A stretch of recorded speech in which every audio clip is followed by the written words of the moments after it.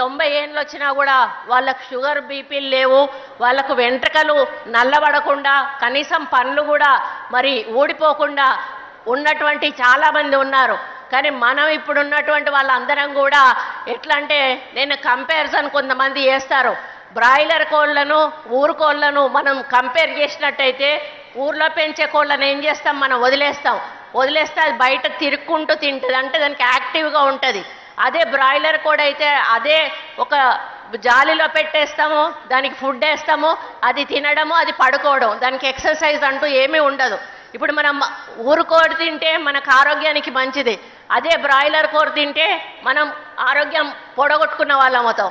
ఆ పద్ధతిలో మరి పూర్వకాలంలో ఎవరైనా చుట్టాలు ఇంటికి వస్తున్నారంటే ముందట బకెట్ పెట్టేవాళ్ళు, మీరు కాళ్ళు కడుక్కొని లోపలికి రండి అని మర్యాదపూర్వకంగా ఆ రోజు అనుకునే వాళ్ళం. కానీ అది కూడా ఏంటి అంటే, వాళ్ళు దారెంబడి వచ్చేటప్పుడు నడుస్తూ వస్తున్నప్పుడు వాళ్ళు ఏదైనా బ్యాక్టీరియా లాంటిది వాళ్ళ కాళ్ళకుంటే కడుక్కున్నప్పుడు అది పోతుంది, వాళ్ళ ఇంట్లోకి వచ్చినా కూడా ఎటువంటి మరి క్రిములు లోపలికి రావు అనేటువంటి ఆలోచనతోటి ఆ విధంగా అప్పుడు కొన్ని నియమాలు ఉండేవి.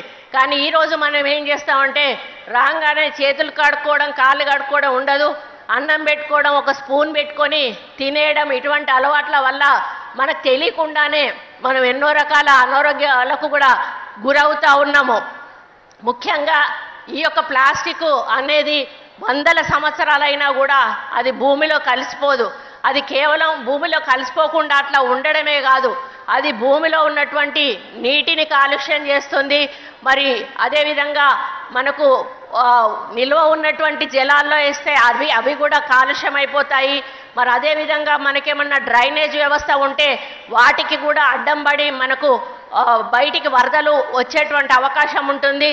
అంటే డైవర్సిటీ ప్రాబ్లం, మనకు సహజమైనటువంటి వాతావరణం అనేది మనం కోల్పోవడం జరుగుతుంది.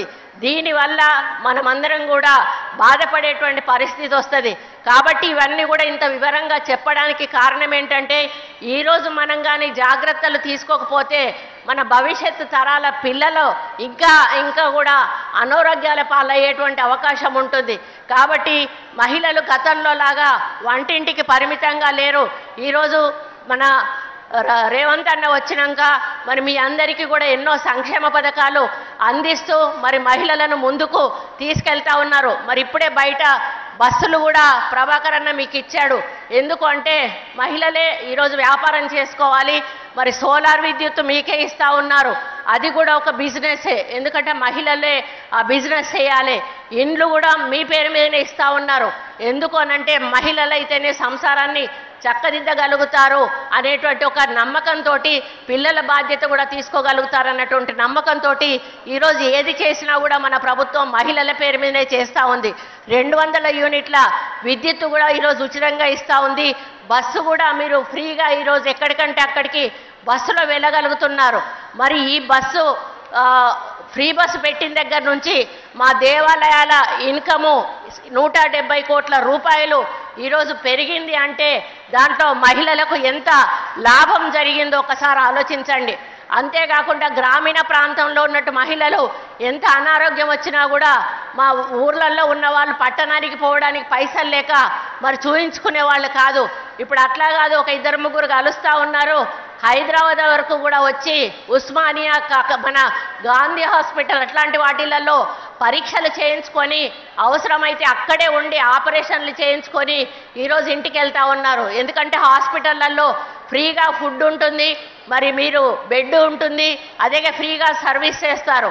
ఆ విధంగా వాళ్ళు అనారోగ్యంగా ఉన్న వాళ్ళందరూ కూడా ట్రీట్మెంట్స్ తీసుకొని చాలా మరి లబ్ధి పొందుతూ ఉన్నారు ఈ బస్సు ద్వారా అని కూడా. అదేవిధంగా మరి 1 కోటి మందిని కోటీశ్వర్లను చేయాలనేటువంటి తపనతోటి వడ్డీ లేని రుణాలను కూడా ఈరోజు మన ముఖ్యమంత్రి గారు ఇస్తూ ఉన్నారు. ఈ విధంగా ఎన్నో మహిళా సంక్షేమ అభివృద్ధి కార్యక్రమాలు ముందుకు తీసుకెళ్తున్న మన ముఖ్యమంత్రి గారికి మరి మహిళలందరూ కూడా అండగా నిలవాల్సిన అవసరం ఉన్నది. మరి ముఖ్యంగా పొన్నం ప్రభాకర్ అన్న మరి ఆయన ఒక మంత్రి అయినా కూడా ఒక కార్యకర్తలాగా మరి ఈరోజు తన రెస్పాన్సిబిలిటీ ఫీల్ అవుతాడు. మరి మేము ఎక్కడికి వెళ్ళినా కూడా మమ్మల్ని కూడా జాగ్రత్తగా చూసుకుంటాడు. మేము తింటా ఉంటే వడ్డిస్తూ ఉంటాడు. ఆయన తినుడు తక్కువ కానీ మాకు పెట్టుడు ఎక్కువ అవుతుంది అన్నట్టు. తిన్నా అన్న కూడా మళ్ళీ తినాలంటాడు.